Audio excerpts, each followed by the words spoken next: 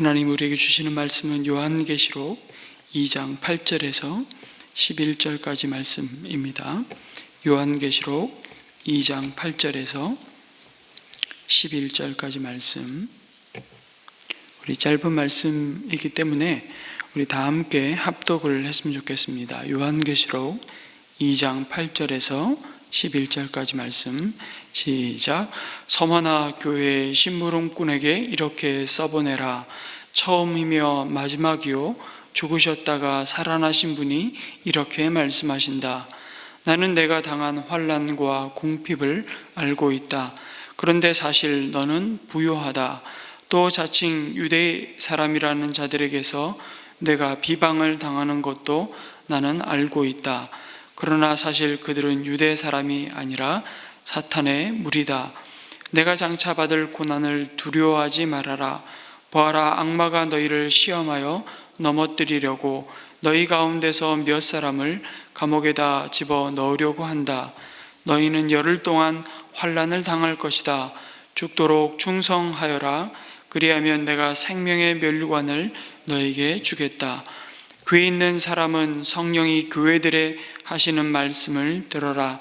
이기는 사람은 둘째 사망의 해를 받지 않을 것이다. 아멘.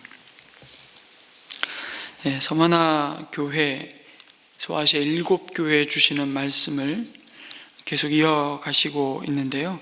그 중에 오늘 두 번째 서머나 교회에 대해서 성령의 감동을 따라 계시를 받은 요한 사도를 통해서 그 교회를 향한 하나님의 마음을 드러내고 있습니다. 빌라델비아 교회와 함께 주님의 책망을 듣지 않고 칭찬만 받은 두 교회 중 하나입니다. 하지만 서머나 교회는 남달리 아주 심각한 환난과 궁핍 가운데 처해 있던 교회였습니다. 서머나 도시는 사실 에베소와 함께 지중해 연안 도시 가운데 둘째에 가라면 서로를 만큼 부유한 도시였고 친로마의 도시였습니다.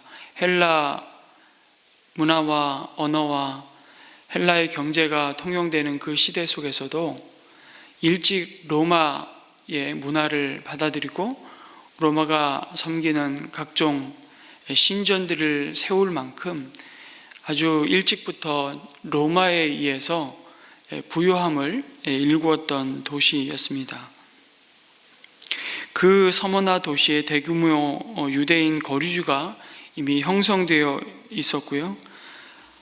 서머나 교회가 겪어야 했던 그 환난은 그럼에도 불구하고 다른 곳에 비해서 훨씬 극심했던 것으로 보입니다.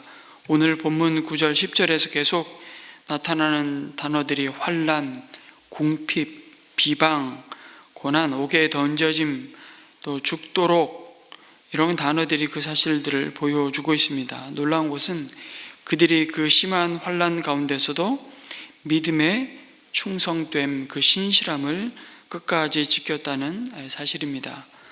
주님께서 내가 내 환난과 궁핍을 안다, 이렇게 말씀하십니다. 서머나 성도들이 겪는 고난을 주님은 속속들이 그들의 눈물과 그들이 주님으로 인한 고난을 알고 계신다. 이것이 고난 중에 있는 성도들에게 말할 수 없는 위로임을 보게 됩니다. 더구나 그들의 잘못 때문이 아니라 주님 때문에, 그들이 주님을 의지하는 그 믿음 때문에 겪는 고난이라면 더욱 그렇습니다. 서머나 성도들은 특별히 고난받는 성도들을 격려하게 해주신 편지인 이미 사도 베드로의 말씀을 잘 알고 있었을 것입니다.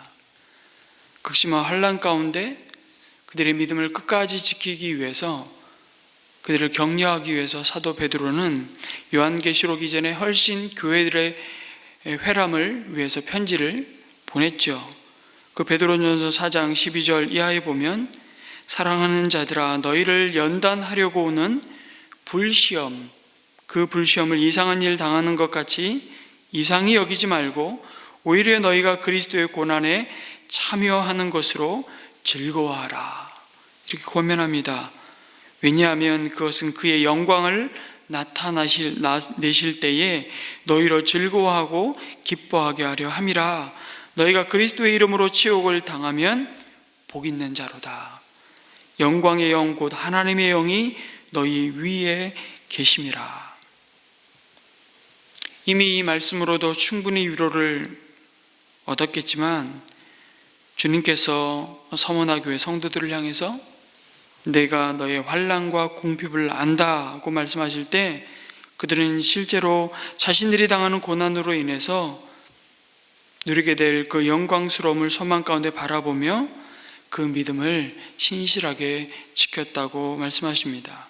유대인들은 이방인들을 부추겨 할 수만 있으면 관리들과 결탁해서 기독교의 밖에 선봉에 섰음을 오늘 말씀을 통해서 보게 됩니다. 사도행전에서도 이런 상황들은 이미 확인이 되죠. 교회는 한편으로는 유대인들, 한편으로는 이방인들에게 둘러싸여서 극심한 환난을 본격적으로 당하게 됩니다. 베드로전서 4장 3절 4절에 보면 그들이 받는 극심한 환난과 비방이 무엇인지를 이렇게 말씀합니다. 너희가 음란과 정욕과 술취함과 방탕과 향락과 무법한 우상 숭배를 하여 이방인의 뜻을 따라 행한 것은 지나간 때로 족하도다. 이러므로 너희가 그들과 함께 그런 극한 방탕에 다름질하지 아니하는 것을, 그 다음 말씀이 중요합니다. 그들이 이상히 여겨 비방하나. 그들이 왜 비방받습니까?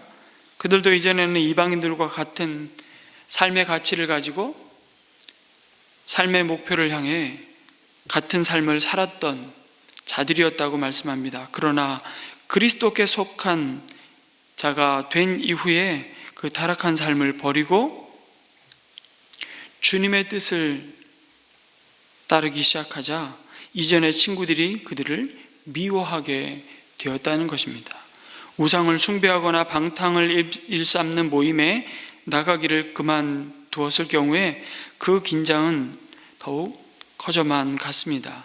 사업을 위한 모임, 여러 친목 모임이 당시에는 모두 우상 숭배를 겸하는 모임이었습니다. 그리스도인들이 그런 모임에 계속 참여하는 것은 대단히 사실은 더 고통스럽고 힘들었을 것입니다. 현실에서 옛 친구들의 우상 숭배와 하나님이 기뻐하지 않는 비인류적인 행동과 선을 긋는 것은 첨예한 갈등과 고민으로 다가왔습니다. 동종 직업을 가진 이들의 조합 모임에 나가지 않는다면 당장 사업에 큰 타격을 입을 것이었습니다. 당시의 가정집과 가게에는 저마다 신상을 걸어 놓고 있었죠.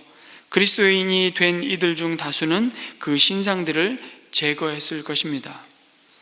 지인 집을 방문했는데 신상이 없다면, 혹은 가게에 물건을 사러 갔는데 어제까지 있던 신상이 보이지 않는다면 그 집으로부터 발길을 돌리는 이들이 생겼을 것입니다. 이런 일들이 계속되면서 공교롭게도 그리스도인들에게는 그 당시에 무신론자라는 딱지가 붙여졌습니다. 다신사회에서 곧 신들에게 합당한 존중을 표하지 않는 자들이라는 평판이 쌓여 갔던 것입니다. 더더군다나 이제 심각한 오해들이 일어나기 시작하죠. 그들은 인육을 먹는 자들이다. 주님의 살과 피를 먹으며 그들이 지켰던 성찬을 그들은 그렇게 오해하고 악한 소문을 퍼뜨리기 시작하고, 심지어는 서로를 형제 자매라고 부르고, 그런데 알고 보니 부부였고, 그래서 근친상간을 하는 집단이라는 말들이 그리스도인들에게 붙여지기 시작했던 것이죠. 이런 사회적 갈등은 경제적 손해로 연결이 되었습니다. 1세기 주중의 지역 도시를 살아가는 그리스도인들이 감수해야 했던 그 고난에는 이런 사회적인 소외와 경제적인 손해가 큰 비중을 차지했습니다. 대대적인 제국으로부터의 박해가 오기 전에 이미 내 이웃으로부터 가까운 내 주변의 사람들로부터 핍박이 시작되었던 것입니다. 그런 박해가 계속 쌓여가면서 여론을 형성했고, 그것이 정권에까지 영향을 끼치면서 제국, 다시 말해 위로부터의 박해가 점점 커져 갔던 것입니다. 오늘 여기 자칭 유대인이라 하는 자들의 비방을 주님이 아신다. 그런데 실상은 그들이 유대인이 아니요 사탄의 무리라고 주님은 말씀하십니다. 여기 비방이라는 단어는 사실 신성모독이라는 의미를 가지고 있습니다. 여기서 주님이 이 단어를 사용하신 것은 너희를 향한 그 비방은 곧 나에 대한 신성모독이라고 말씀하시는 것이죠. 사울이 교회를 핍박하려고 다메섹으로 가다가 부활하신 주님을 만났을 때 주님께서 그 바울을 향해 뭐라고 말씀하십니까? 나는 내가 박해하는 예수라고 말씀하신 것 같은 맥락이라고 볼 수 있습니다. 주님께서 공생애 동안에 그 유대인들을 대면하시면서 하신 말씀을 우리는 기억하면 이렇게 말씀하시는 것이 조금 더 놀란 일이 아닙니다. 요한복음 8장 44절에 보면 너희는 너희 아비 마귀에게서 났으니 너희 아비의 욕심대로 너희도 행하고자 하느니라. 그는 처음부터 살인한 자요 진리가 그 속에 없으므로 진리에 서지 못하고 거짓을 말할 때마다 제 것으로 말하나니 이는 그가 거짓말쟁이요 거짓의 아비가 되었음이라. 유대인들을 이렇게 책망하시는 그 주님은 서머나 성도들에게는 이렇게 말씀하시죠. 그러나 실상은 내가 부유한 자니라. 극심한 가난으로 허덕이는 성도들에게 주님은 너희가 사실 부자라고 말씀하시는 것입니다. 하나님께서는 우리 각자에게 다양한 삶의 자리를 마련하여 주셨습니다. 우리 중에는 경제적으로 부유할 수도 있고 궁핍할 수도 있습니다. 그러나 한 가지 분명합니다. 경제적으로 부유하든 궁핍하든, 그리고 설령 서머나 성도들처럼 더 극심한 궁핍 가운데 있을지라도 그 속에서는 영적으로 부유한 것은 이 땅에서 나그네로 살아가는 성도들의 사실은 전형적인 삶의 모습인지도 모르겠습니다. 우리는 하나님께 대하여 부유한 자로 살아가도록 부름을 받았다는 사실을 이 서머나 교회 성도들의 모습을 통해 드러내고 있습니다. 바울 사도의 고백이기도 합니다. 고린도 교회를 향해서도 동일한 말씀을 이렇게 주셨죠. 가난한 자 같으나 많은 사람을 부유하게 하고 아무것도 없는 자 같으나 모든 것을 가진 자로다.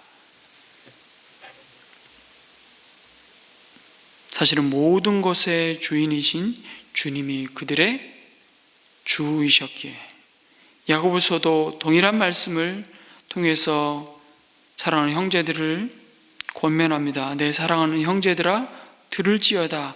하나님이 세상에서 가난한 자를 택하사 믿음에 부유하게 하시고 또 자기를 사랑하는 자들에게 약속하신 나라를 상속으로 받게 하지 아니하셨느냐.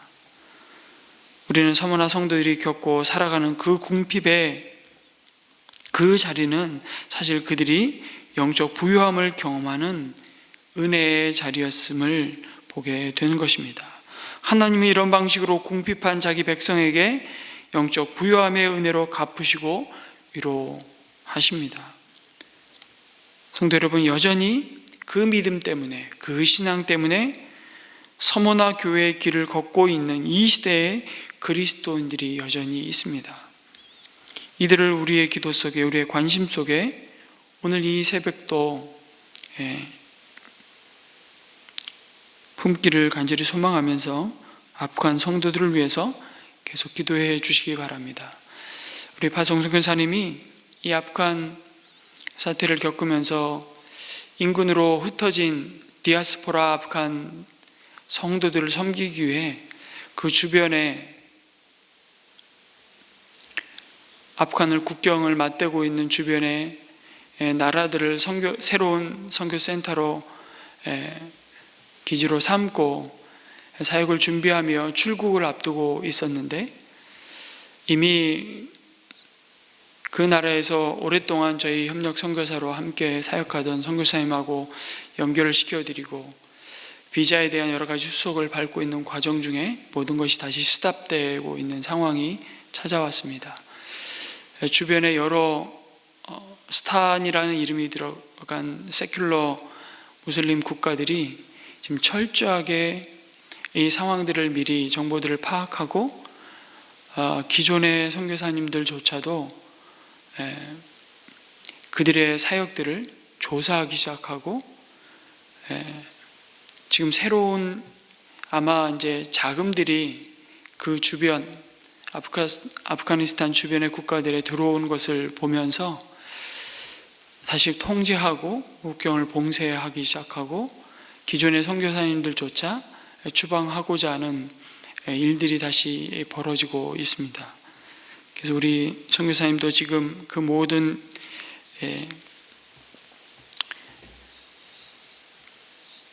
좀 추진하고자 하는 사역의 방향들을 잠시 지금 내려놓고 있는데요. 계속 기도해 주기를 부탁드립니다. 어쩌면 우리 가운데서도 이 서머나 교회의 몫을 자기 몫으로 택한 성도들도 또한 있을 것입니다. 박해를 통해 어쩌면 교회에서는 참신자와 거짓 성도가 드러나게 될 것입니다. 이런 점에서 환난은 종종 교회를 향한 참 시험대가 되곤 하죠. 주님은 오늘 말씀해 보니까 10일 동안 환난을 받으리라고 말씀하십니다. 여기 언급된 10일이 도대체 이게 문자적인 기간일까? 그렇지는 않을 것입니다. 많은 숫자의 상징들이 있고 많은 학자들은 거의 이 10일이 다니엘서 1장에서 온 표현이라는 데 동의를 하고 있습니다. 바벨론의 인질로 잡혀간 귀족 소년들 중에 다니엘과 세 친구가 있었습니다. 특별히 요한계시록은 여러분 다니엘서 묵시 문학과 굉장히 밀접하게 연관이 되어 있습니다. 그래서 7장부터 시작되는 그 다니엘서의 여러 가지 말씀들이 그대로 요한계시록에 인용되고 있음을 앞으로 계속 보게 될 것입니다. 10일이라는 날짜도 마찬가지입니다. 거기에 보면 다니엘과 세 친구가 바벨론 왕의 식탁에서 나오는 진미를 먹음으로써 자신을 더럽히느니 차라리 채식을 택하겠다고 뜻을 정하게 됩니다. 왕의 진미는 우상에게 바쳐진 음식이었기 때문이죠. 그리고 자기들을 관리하는 환관장에게 지혜를 구합니다.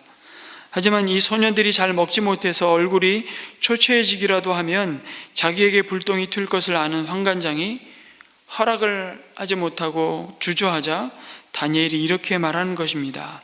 청하니 당신의 종들을 열흘 동안 시험하여 채식을 주어 먹게 하고 물을 주어 마시게 한 후에 당신 앞에서 우리의 얼굴과 왕의 음식을 먹는 소년들의 얼굴을 비교하여 보아서 당신이 보는 대로 종들에게 행하소서 하매 그가 그들의 말을 따라 열흘 동안 시험하더니 열흘 후에 그들의 얼굴이 더욱 아름답고 살이 더욱 윤택하여 왕의 음식을 먹는 다른 소년들보다 더 좋아 보인지라.